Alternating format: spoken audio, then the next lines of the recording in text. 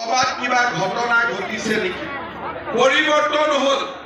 আজি আমাৰ অসমত চৰকাৰী কাৰ্যালয়বিলাকত পৰিৱৰ্তন হ'ল।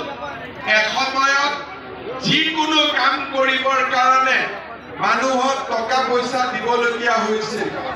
এজন নিবনুৱা যুৱকে নিজৰ নামটো যদি এমপ্লয়মেণ্ট এক্সচেঞ্জত ৰেজিষ্টাৰ কৰিব খোজে তাৰ কাৰণেও টকা দিব লাগিছিল। আজিকালি ঘৰত বহি আমি কম্পিউটাৰত নাম ৰেজিষ্টাৰ কৰিব পাৰোঁ। আমি কাকো টকা পইচা দিয়াৰ প্ৰয়োজন নহয়। চৰকাৰী কাৰ্যালয়বিলাকত লাহে লাহে দুৰ্নীতিৰ পৰিমাণ কমি কমি গৈ আছে। আমাৰ অসমত ইনফ্ৰাষ্ট্ৰাকচাৰৰ এটা নতুন বিপ্লৱ আৰম্ভ হৈছে। প্ৰধানমন্ত্ৰী ডাঙৰীয়াৰ নেতৃত্বত ধলা শদিয়া দলং সম্পূৰ্ণ হ'ল। প্ৰধানমন্ত্ৰী ডাঙৰীয়াৰ নেতৃত্বত বগীবিলত দলং সম্পূৰ্ণ হ'ল। এই 2024 চনৰ ডিচেম্বৰ মাহৰ ভিতৰত গুৱাহাটী উত্তৰ গুৱাহাটীৰ দলঙো আমি সম্পূৰ্ণ কৰি পেলাম। অৰ্থাৎ বেজেৰাৰ পৰা আমি যদি গুৱাহাটী যাব লাগে এতিয়া আমি আমাৰ গৌৰীপুৰৰ পৰা আমি দলঙত উঠিলে চিধা চিধি গৈ আমি ফাঁচী বজাৰত আহি উপস্থিত হ'ম। আমাৰ গুৱাহাটী যাবৰ কাৰণে বেজেৰাৰ পৰা ডিচেম্বৰ মাহৰ ভিতৰত ফাঁচী বজাৰ গণি গণি আমি 20 মিনিটৰ ভিতৰত গৈ পামগৈ। তেনেকুৱা পৰিৱেশ হৈ গ'ল। অকল সেইটো নহয়, এতিয়া অহা কিছুদিনৰ ভিতৰত নাৰেংগী আৰু কুৰুৱাটো দলঙৰ কাম আৰম্ভ হ'ব। শুৱালকুছি আৰু আমাৰ পলাশবাৰীৰ মাজতো দলং আৰম্ভ হ'ব।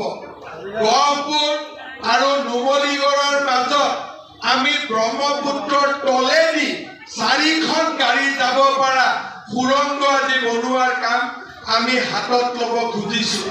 কাজিৰঙালৈকে গ'লে যাতে গড় অন্যান্য জীৱ জন্তু ট্ৰেইন বা গাড়ীত চেপা নাখায় তাৰ কাৰণে আমি আজি নতুনকৈ 32 কিলোমিটাৰ পুৰণীয়া সেতু আজি আমি নিৰ্মাণ কৰিব খুজিছোঁ।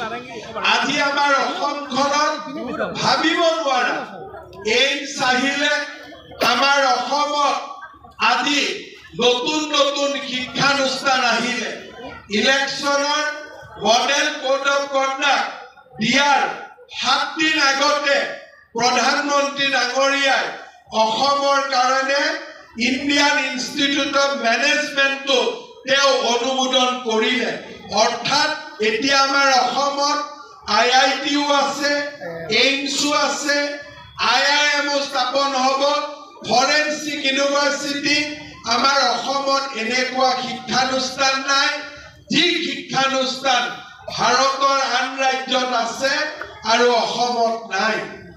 অসমত আমি চৰকাৰী চাকৰি বিচাৰিছিলোঁ। যিহেতু উদ্যোগ নাছিলে আমি চৰকাৰী চাকৰি বিচাৰিবৰ কাৰণে আমি বাধ্য হৈছিলোঁ। আমাৰ বহুত ডেকা ল'ৰা ছোৱালী বাংগালোৰ, কৰ্ণাটক, হায়দৰাবাদত চাকৰি বিচাৰি তেওঁলোক অসমৰ পৰা গুচি গৈছিল। এতিয়া আমি অসমত কি কৰিব খুজিছোঁ? Semi conductor industry. Semi conductor মানে কি? আমি যে মোবাইলত কথা পাতো, আমি যে গাড়ী চলাওঁ, তাত এখন মাডাৰ বৰ্ড থাকে, চিপছ। সেই চিপছখন যেনেকৈ আমাৰ শৰীৰত হৃদপিণ্ড তেজ শোধন কৰে তেনেকৈ সেই চিপছখনে দিয়ে শব্দ আহে আৰু শব্দ ওলাই যায়। অৰ্থাৎ ছেমি কণ্ডাক্টৰ নাথাকিলে শৰীৰ আছে ছোৱালীয়ে অসমৰ কলেজত পঢ়ি এই অনুষ্ঠানবিলাকত যোগ দিব পাৰে। আজি অসমত শিক্ষকৰ চাকৰি দুৰ্নীতি নোহোৱা হ'ল।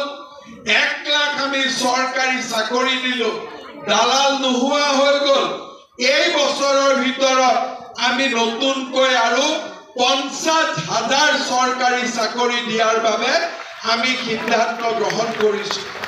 মাটি বাৰীৰ কাম কাজ আগতকৈ ধুনীয়াকৈ হ'ল। বসুন্ধৰা 1, বসুন্ধৰা